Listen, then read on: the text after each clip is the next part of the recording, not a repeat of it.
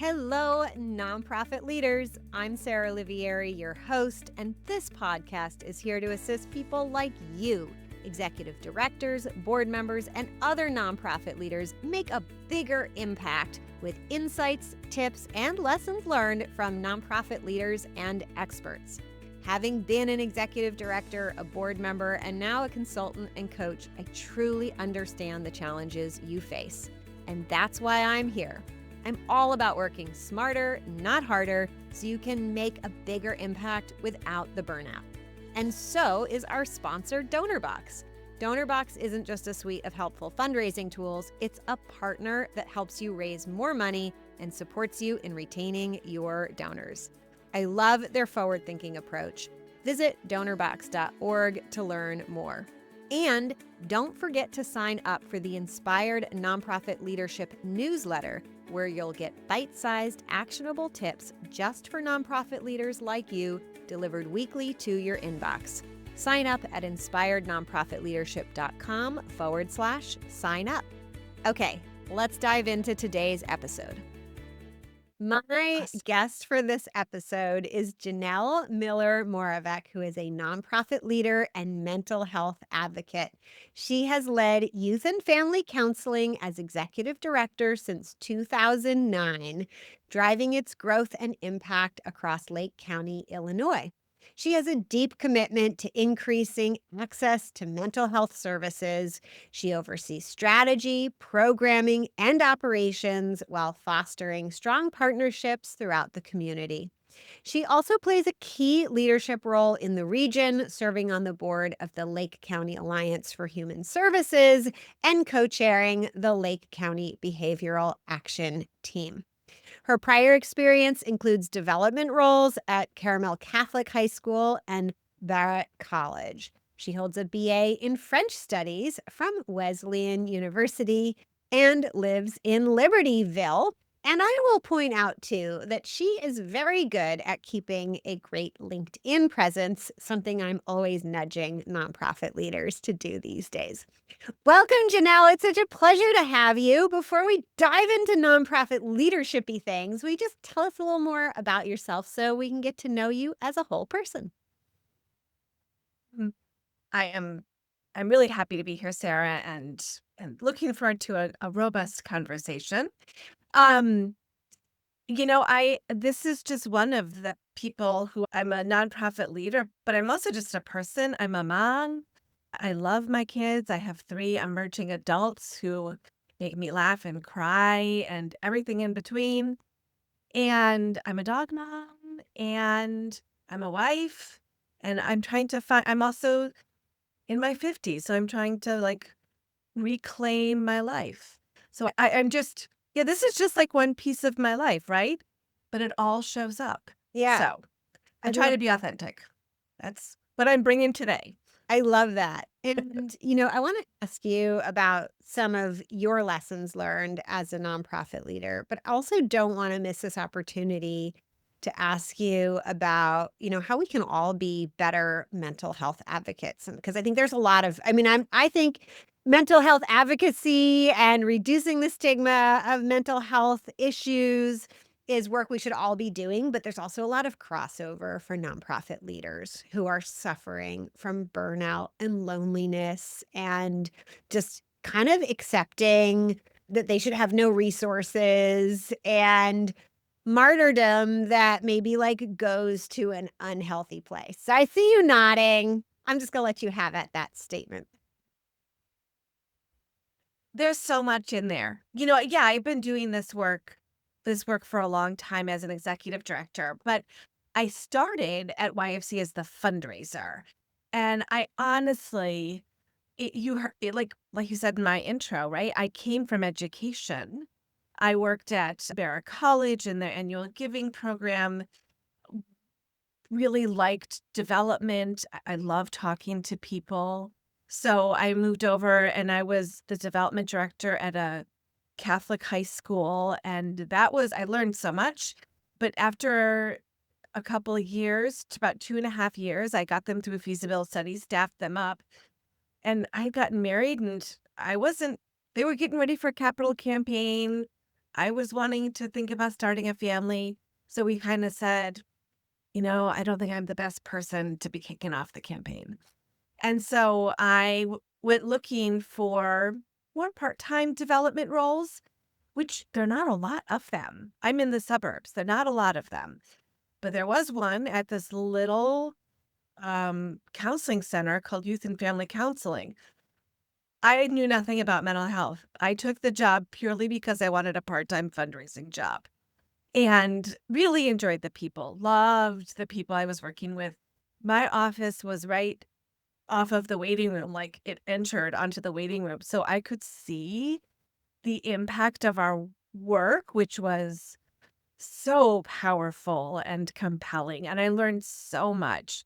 And then I started having my own experiences consuming mental health care services, right? And was like, oh, I'm seeing it from a different side. Like, I get it. And we need to, like, and then it was more clear to me, like, we need to do things differently because the consumers need different. And that's definitely changed over the years. I mean, think about how much the world and how we consume healthcare and the field of mental health has evolved since 2000, even 2009. I mean, we there was the Affordable Care Act, there's the rise of insurance. I mean, so much, so much. So I think as I sit here today, I am I am very I'm not going to say lucky or fortunate because I do think it's the output that we wanted, but I am in a place where I have a deputy director now and things are, knock on wood, like solid. We have systems, we have our legs underneath us. We're growing. We've scaled up. We're almost a $3 million organization. And what's come back to me is this concept of I I know so much. And it should not that none of this should be a secret. I know how to navigate the system. I've learned the hard way myself. I've had the minute I say to someone I meet, "Oh, I work at a mental health counseling center." I hear all about their mental health care needs, their stories, their frustrations. And that's really powerful and it's a gift because there is no behavioral healthcare system per se. It's a bunch of siloed organizations. I happen to have been fortunate to work in this community. The players haven't changed that much, so I know them pretty well. And I really, as in this next chapter for YFC, we're going all into care navigation because it shouldn't be hard for someone to say, "Oh, I need help," and then, "Oh, I can get help here and it's easy and straightforward." I don't think that we're there yet, but hopefully We are so not we'll there. but it's so silly because we should be there. Like, Yeah. I don't know. You're a mom, I'm a mom, right? Like, at what point did we learn gaping wounds need stitches and you can get those at urgent care, you don't have to go to the emergency room, and the fevers, which ones can wait and which ones can't wait, like, Right. Which ones are we worth the trip to the ER in the middle of the night, and which ones you're better off right? being at home in bed. And I don't know about you, but I know, if I have we're lucky, we're in Chicagoland, right? So we have some great hospital systems and we have a few emergency departments in my neighborhood. But I know if I'm going for my kid, it's well worth my time to drive a little bit further and go to this one because they have Yeah. pediatric specialists. I know if it's, heart disease, I should just go right to my backyard, right? Like, I know all of that. That's true in behavioral health as well, but people don't know. Oh, if you have an eating disorder and you're looking for an intensive outpatient program, this is the place for you. But if you have OCD, you're going to want to go here. Like, Yeah. what? People Why don't is know. that a mystery? Yeah. It shouldn't be a mystery. Yeah. So, I yeah. have recent experience with that, and I would be happy to go. to, because I bring my nonprofit leadership systems brain and I go into the system and I've got skills and tools and connections. Cause like I used to have locally, I used to have Mental Health Americas as clients, right? So I Mm. know how things work. I got like people I can call up who know people at the hospitals and I can be like, hey, what do I do for this? But most people don't know. And I still have No. to call those people. Like, who knew that in New York City, there's only one hospital, but there's a hospital with an adolescent psychiatric emergency room? Not a pediatric, not an adult, but an adolescent. And you need to know that if you have an adolescent Yes, you do. who's having a psychiatric emergency. And then, my brain is like checking off all the things that could be way, way simpler and way better for the customer experience in delivering care. Totally. But to Totally. transition us to another topic around the same concept, right? I feel like people should be able to know this. This isn't that complicated, it is knowable and it is learnable, and we could be way more proactive about it. I feel like the same is true when it comes to fundraising and developing nonprofits. So many nonprofit leaders are floundering and struggling. And I look at that dynamic and I go, this is not that complicated, actually. There's really no need for any viable mission to go unfunded. There's really plenty of money out there. You come from a development background. Let's tell us, what have you found works and what can you tell folks who are just feeling lost in a funding question mark? Yeah. Yeah. And I agree with you. I mean, it shouldn't be a secret. At the end of the day, it's marketing, it's sales, and people do business with people. And you're looking for alignment, right? Now, I knew, right, because I had come up in fundraising, and I was even a director, but I had a consultant, who's guiding me through how to do a feasibility study. And I knew enough. But then I came over and was an ED, and the world has changed so much. And I worked with Sherry, right? And so Mhm. I, I knew I knew what I wanted, but I didn't know how to get there in today's world. And Mm, I didn't know how to guide my board. And so I think, like, don't struggle to figure it out. Like, people out there, can help. And it's not rocket science. There is science and there is the art of it. And at the end of the day, I think it comes down to business acumen. yeah. And I think that's a lot of what people leave out of fundraising is the business acumen of of aligning your activities with where you're going to get your largest dollars. So, for example, we're trying to raise, $1.1 million this year here at YFC. And sometimes I have board members who are curious as to why we're not doing things. And I have to remind them, like, this is this is business. And we have to I believe in planning your work and working your plan. I Mhm. don't like to keep coming back. And so once I plan my work, that's my plan. Yeah.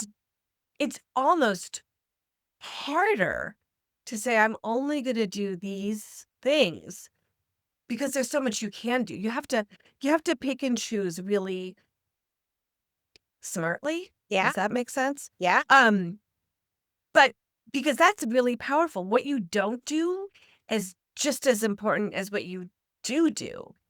And as an executive director, I also feel like it doesn't always feel like work, Yeah. but it's work. And so, this concept of developing relationships with people, I do it with all YFC stakeholders, So for me, work is taking the time when I'm in the office to drop by people's offices and check in and just say, "Hello, how are you doing?" That's work. Yeah. It's not wasting time. That's work. I'm getting to know them. I can tell you who's got dogs, who's got trips planned, like, and I think they know I care because I know those little details. It's work to ask your donors. For them it's personal. How are your family? How's your kids? You know, show me the baby pictures. How's your daughter doing? Like that's work, Yeah. right? Yes. Go Yeah. ahead. No, Well, I was just gonna babble. I was gonna say, I'm so glad you shared that. I have this webinar, I don't give it anymore, but I used to share, like, I had a visual of what an executive director, I like to say nonprofit CEO because I feel like it's a more modern thing. I'm just gonna put it out there. If your title Yeah, is, no, I agree. I agree. go ahead and change it to CEO, even if it's not on paper yet. Just start calling yourself the CEO. It'll start changing your mind. A little bit Sarah's crash brain therapy for you. Sarah said I should, so I'm just Oh, gonna do it. I'm gonna do it. My clients tell me they have my voice in their head. I always start asking, "What would Sarah do?" And that's how I know I've succeeded. Once they're, like, coaching Yeah. themselves on their own, Yeah. I'm like, "Good, it's working." But this diagram of, like, what a week or a day in a CEO's life should look like is it should look like you get to work and you hang out by the front door and you watch everybody come in. And then, maybe you sit in on some meetings and then you walk around and you see what's going on. And you read a book and you meet with donors or partners, or you go visit other nonprofits and walk around and look at them and you get ideas. And, I call it brain time, right? We need that brain time because that's how we figure out what's next. And usually that's the most important job the CEO could be doing is figuring out what's around the corner that nobody sees yet. Because when you're planning for that, you're ahead of the game from everybody else and you're making a huge impact. And that's what I hear you saying. And it is work and it doesn't feel like work. Right. I feel like, yeah, I love the Eisenhower matrix, and Mhm. at this I've been using it for so long, it kind of is in my head, I don't have to write it down anymore, so I know what are my urgent must-dos, what are my projects. But then also, I would say the other piece about being executive director is there's this list of tasks that you have to stay on top of so that other people can do their jobs, Yeah. like approving payroll, right? Doing the banking, because the banks only want to talk to the CEO, right? So, like, there's this little list of tasks that are like, "Oh, like, that's not my job," but it is your job because, right? Part Yep. of it is If it's a potential bottleneck, you gotta clear that, right, or your whole team isn't doing work for you, and then you're really screwed. right. So I feel like part of it is like being the scaffolding. Like I am the iron of the scaffolding against the building, right? My team is I guess the levels, right? Yep. They can move around, but I gotta anchor myself to that building and be like, this is what we're doing. We're not, we're not doing that. We're working on the north wall today, Yep. right? Yep. And it's also to make sure that we have the systems in place, that there's a way to get the garbage down. Do you know what I mean? Like it's, it's not, that stuff isn't very sexy. And that's the stuff that I think people don't see that it's, yeah. Yes, you can delegate. Yes, you can do all that. It's like informational interviewing. Do you know what I mean? Yeah. Like when you were looking for that job, you're like, tell me what it's like to work in nonprofits. Can I have 3 people for you to talk to? Right? Like I do that on so many different levels. Yeah. Right? If I'm testing an idea, if I'm looking for funding, alignment, like so many things. Yeah. Hiring.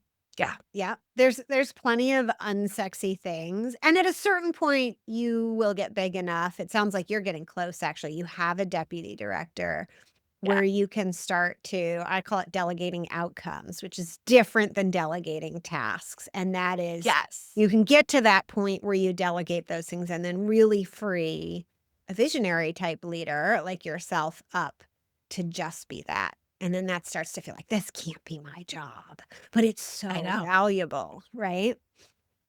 I'm trying to so having a deputy director is relatively new, Yeah. just this last calendar year, and it's hard to stay out.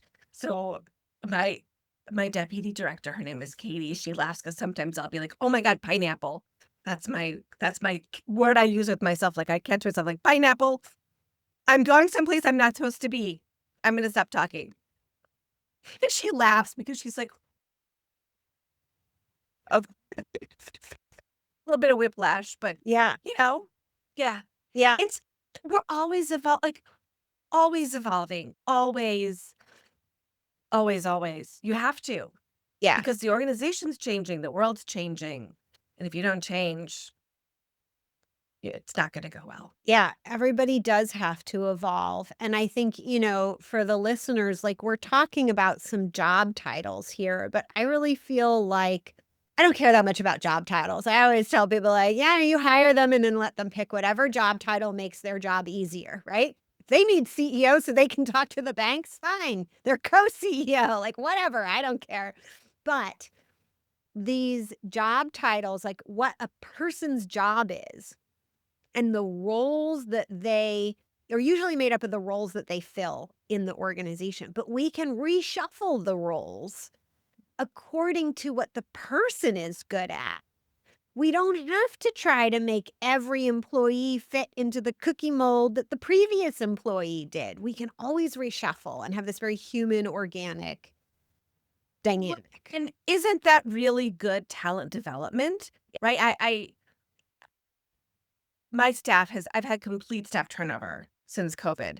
But pre-COVID, and we were all paper based. We had each of us in the director like roles. We each had a binder that was these are the things that I'm working on this month. And it was organized and it was who else could do it. And that was great because that was not just an emergency, like fail safe, like anyone could pick up that binder and the work would keep going on. But it was also a great way of seeing where do you need to have more cross training. And it's a menu for to give to look, I love giving, like, I would love to give away responsibilities. Y- You want to do CEUs?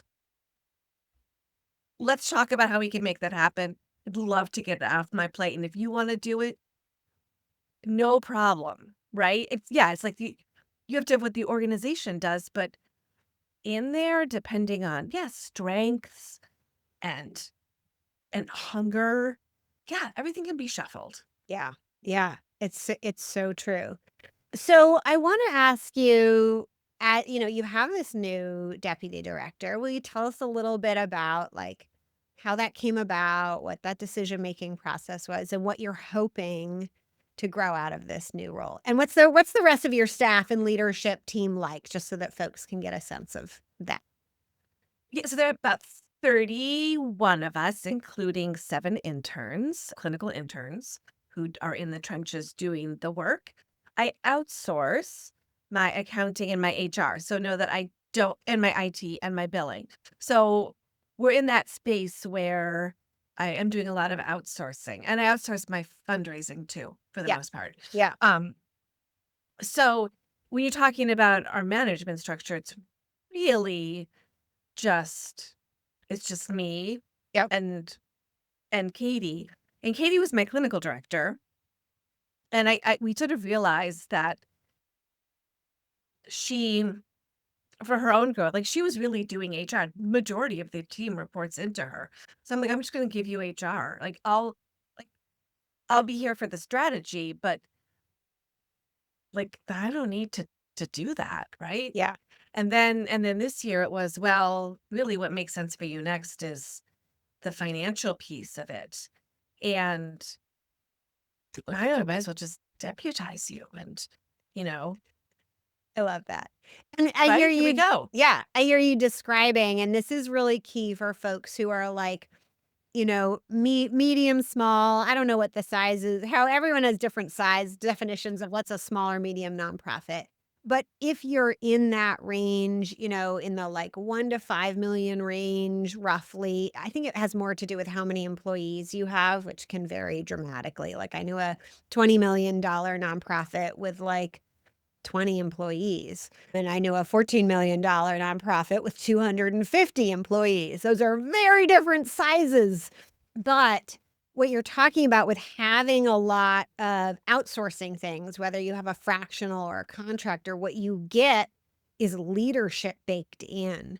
So, right? So sometimes it sounds more expensive, but often you save money, right? Because you don't have the payroll taxes. You don't have to deal with people quitting because they're going to fix all that. And you have the leadership built in, which means your leadership team can remain lean and mean because you don't have to provide, leadership. And I think the like bookkeeping and accounting is a really great example. I just had a client who kind of was outsourcing. They had like a bookkeeping, but they're like always having to lead them. I'm like, you have a bad contractor. When you have a good company that you're outsourcing your finance to, you should feel like they are leading you, right? Like you've hired an expert and they've just switched to somebody who I recommended and they're like, "Oh my god, that's amazing," right? And so it is paying off big time and now they have all this financial leadership oomph for a relatively small cost. And they could never afford to hire the level of leadership that they're an expertise that they're getting with that. Right.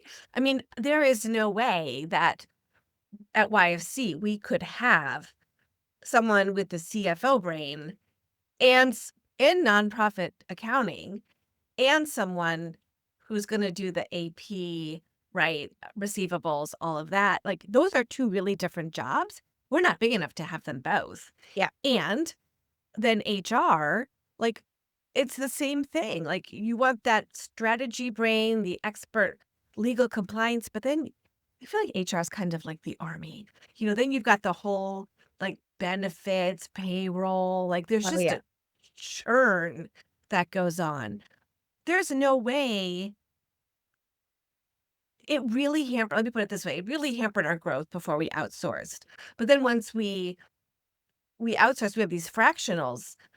Wow, like, all of a sudden, we have better systems, we're running a tighter ship, like, it's just it's so much better, Yeah. and so well, and also, I don't wanna be the expert, You can't be right? an expert in everything. You just can't.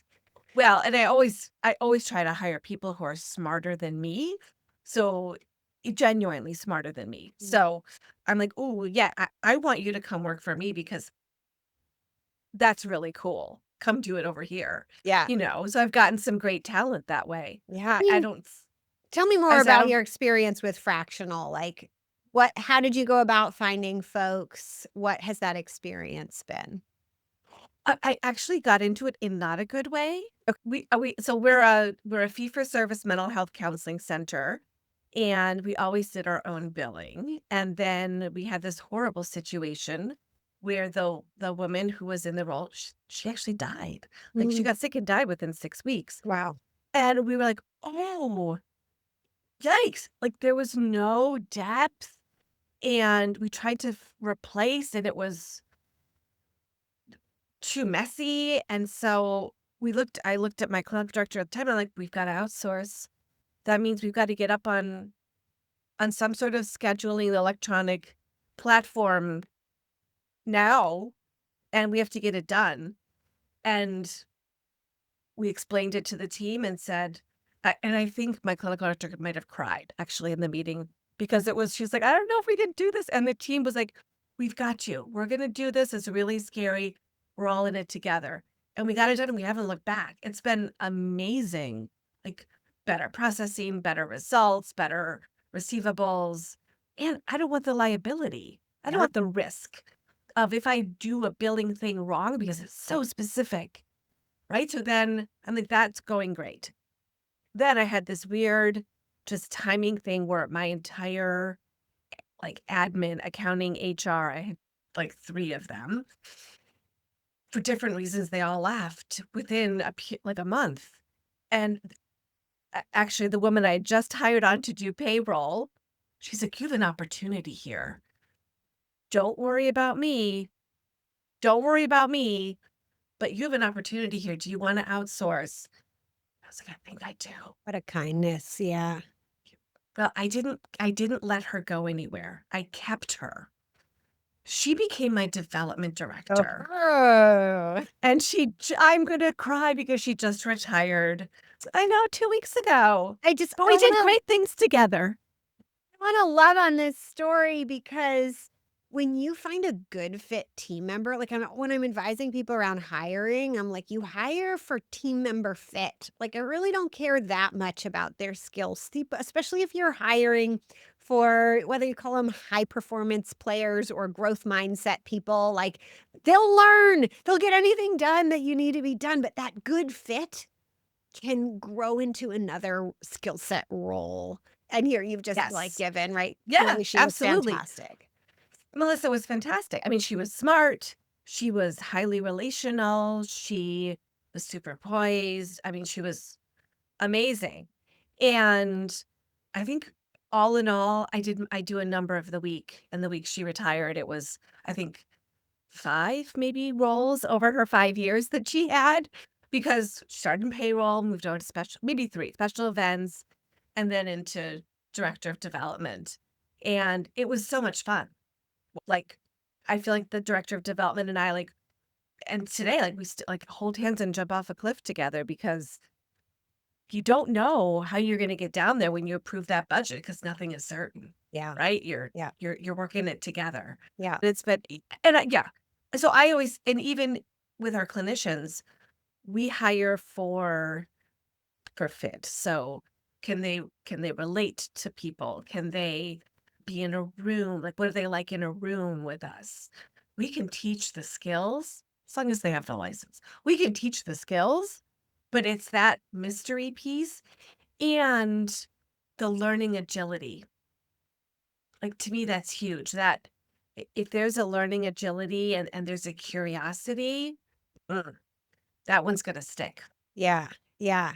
I love that you brought that up, and I think that's something that, that executive directors, CEOs often have. They have learning agility, and that's really great because well, I don't want you doing all the things. I want you to know enough to be dangerous because you can't provide great oversight if you don't know enough, and it's a tricky balance to be like, Yeah, I do know how to get in there, right? But learn to be like, just because a saying I had for years after I got divorced and in a journey of, like, figuring out what I really wanted in life, one of my mottos was, "Just because you can, Sarah, doesn't mean you should. Because 'Cause I'm a very capable person, and if I go on doing all the things I can, I won't be a very happy person, right? I gotta stick to the things that I should be doing." well, and you'll hold things back, Yeah, yeah. right? And that's where So I'd found myself in a place in life yeah, when I left my husband. I was like, I'm held back. I'm not where I wanna be. I've been doing all these things I can do to kinda help other people be where they wanna be, but I haven't turned those skills on me, and that was a long time yeah, ago now. I've turned them on me, and I have everything I want and more, and look and at lots you, more to right? come. Yeah. You're soaring. And I think it's it's when I deputized Katie at the beginning of this year, it was all those reasons, and we're a Medicaid organization, and with HR1, we've gotta do a lot of work this year to be ready for full implementation, and so I really needed to get things off my plate, Yeah. and while I am sure I actually think she'll do things better than I have because I learned on the job. I didn't have any formal training, like, she's actually had some training, so it was also this, like, I have to get out because there are these things screaming over here for my attention. Yeah. And I also do that to other people. I know that sometimes the best way to get someone to to get rid of things that you don't want them to do anymore is to overwhelm them with a lot of work that you do want them to do. They may For have no board choice. members. It's fun. Keep your board busy with the things you want them to do so they don't start doing Yes. things you don't want them to do. And Yes. A little harder getting right because they don't report into me. But yeah. yeah. We'll save boards for another day. But Yeah. before we wrap up, I want to ask you, as you thought clearly a lot about how to advance mental health in your community and obviously through your work directly. I'm sure you have some practices that you have turned inwards to your own staff, to that internal community you're building. What are some things you're doing that might inspire other folks? We talk a lot about burnout in mental health, and I think we're talking about it, the world in general, a lot right now in the workplace. And it is a shared responsibility between the organization and the individual. So it's just as it's the individual's responsibility to manage themselves, it's the responsibility of the organization to manage the system so that Mhm. it doesn't chew people up and spit them out. Yeah. And that to me is is so important. I just had a conversation the other day with an employee and I was like, "So, how are you planning your vacation this year? Have you when are you taking it?" I don't plan it." I'm like, "If you don't plan it, you're not going to take it. If you don't take it, you're gonna burn out. So I want you to go home, sit down with your husband, look at the year, and I want you to come back and tell me, how are you spending your 3 weeks vacation?" Yeah. Yeah. So, Now, I had the so same yeah. conversation with my daughter, right? Because she needs to do that as a person, Yeah. because if you aren't intentional, it No, doesn't happen. it's so true. But all yeah, That all these things that mhm. we need to do, yeah. That specific example makes me think of I'm a big proponent of unlimited time off, but the downside, the thing that people have discovered who do unlimited time off is people don't take enough time off. So in order to make an unlimited, right, people think they're going to overtake, but they actually significantly undertake. So in order to make unlimited time off actually work, you have to turn it into a required vacation minimum or it doesn't, right? And that, like, Yeah, because we are so ingrained, at least in our culture here in the US, to just not do it, not but plan the it's vacation. not right. And I would also say in going back to mental health, I don't think that the blurred boundaries that we have in this post-COVID world are helpful to the young people in our lives. And so how can I say this? As adults, like as adults, we need to be their first line of defense. And that means we have to bring all of our work skill sets for emotional intelligence home with us. We need to manage ourselves. We need to understand the impact we're having on others. And we need to be able to manage others, i.e., the little people. Yeah, And in order to do that effectively, you got to shut your computer. You got to turn off the notifications. You got to not work after hours, yeah. right? And Totally. because kids notice. They notice, yeah, mom's at the game, but she's got her laptop up on the sidelines. She really watching me? Right? It's and as a parent whose children play sports, you miss the opportunity to meet some really cool people in those stands who, for that little slice of your life, you're going to be best friends with them because you have the shared experience. And I've got my softball era, I've got my wrestling era, I've got my lacrosse era now, right? I've met amazing people. And if I had my head in my laptop, I wouldn't was have just met them. talking about this the other day, like, as a leader, you need to set that example for your team, and I like to take Yes. it a step farther and, like, teach people and teach teams that if you catch up on the extra work after hours, you are hiding the true amount of work that needs to be done. And you are Yes. making it harder for us to know when we need to hire, when we need to fundraise more. And by working extra too much, you're messing up your brain power. And so it's not just like we can take the extra hours you're working and factor that in, because it's probably less than that, because you'll probably be doing a better job if you just stuck to, reasonable work hours. And it is okay generally to let some things fall through the cracks so we can see them fall, and then we can fix them. And if you just sweep everything up without telling anybody or letting people see it, it's not going to get fixed. Correct. Well, and I think that in there, right, is also make sure that your team's working on the right things. Sometimes the things they like to work on aren't what moves the needle, Totally. right? But here, I will tell you, ever since I stepped into this role in 2009, we, YFC, have struggled with this concept of clinical productivity and Mhm. how do you maximize your clinical productivity? And it's hard, right? We see kids who don't have control of their schedules and they get sick. We have people who are low income who don't have control over their schedules, and man, stuff happens to them all the time. Their car breaks down, right? They get called in for a shift. Somebody has a crisis. They can't make it in.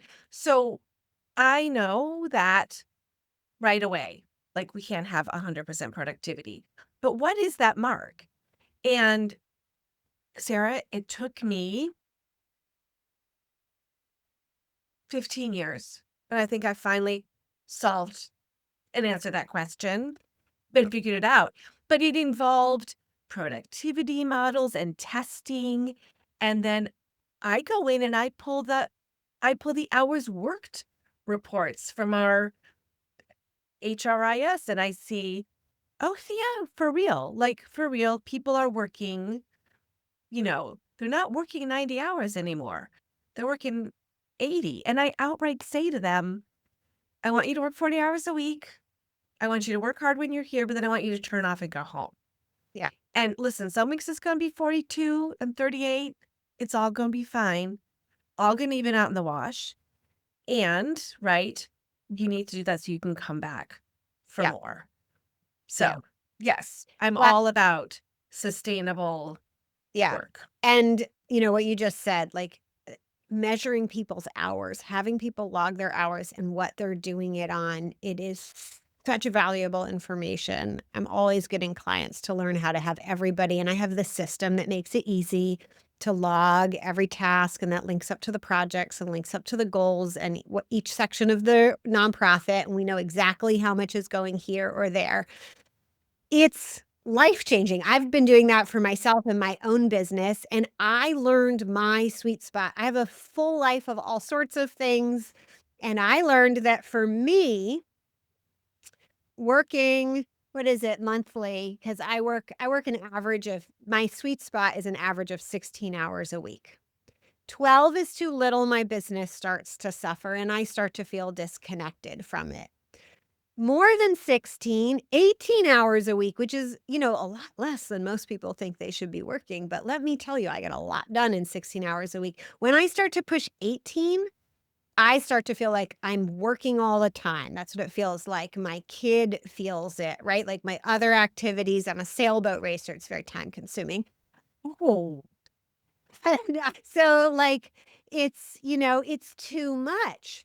And I learned that I am most effective. I can make the biggest impact on the world and be the happiest human personally and have the happiest balance and it's like, it's 3, 4 years now, 16 hours a week. Some weeks are a little more, some weeks are less. And then when I look at the average over the year, 16, maybe it's like 16.4 technically, right? But like, and it works for me, like, and every time working more doesn't produce more money, it doesn't produce more impact.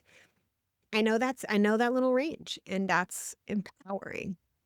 well, data informed decisions, right? We know that we want to make these, emotional decisions, but the data, I love it when the data tells a different story. And then you gotta follow the data. You do, you do. I mean, it's either gonna tell you a different story and lead you in the right place, or it's gonna reaffirm what you were feeling, and either way, it's great. Oh Yeah. my goodness. So I could just keep going I on know and we on, could but keep talking, but I know we're out of time. so let me ask you this. If there's what's the one thing that a nonprofit executive director, like if they figure that one linchpin thing out, makes everything else easier to do from your perspective? Yeah.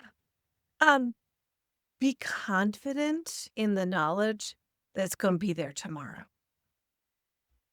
Shut the computer. It's gonna right? Like, don't let the glass balls shatter, but, it be smart, not hard. Like we were just talking about, it's gonna be there tomorrow.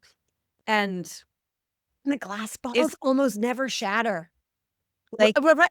I gotta tell you, like, yeah, we do important work. No one's living or dying based on if I stay and work another 2 hours.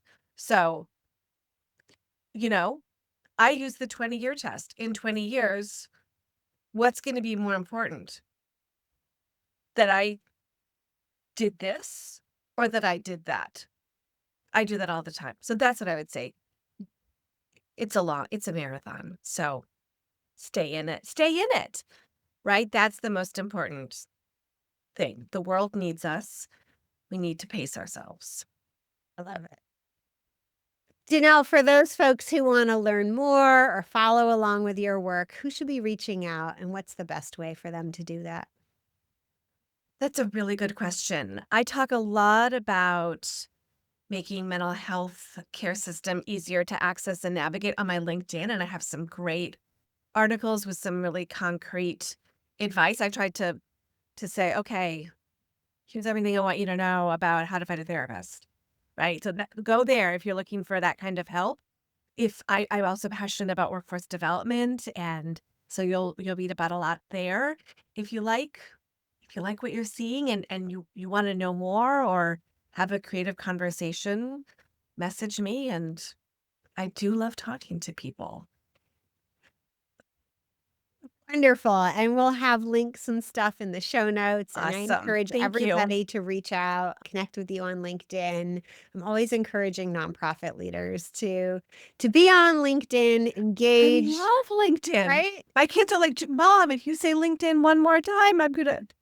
It's like the It's warm great. place. And actually, maybe I shouldn't say this, but I was having an onboarding call with iWave/Kindsight, and which I'm going to be sharing with some of my clients in a program that's coming out soon. And I was like, "Are you able to get LinkedIn data from LinkedIn?" And they're like, "No." I'm like, "Put that on the list like right now." Like Yeah. LinkedIn data is amazing, right? You can find awesome stuff out about people and really connect with the right people.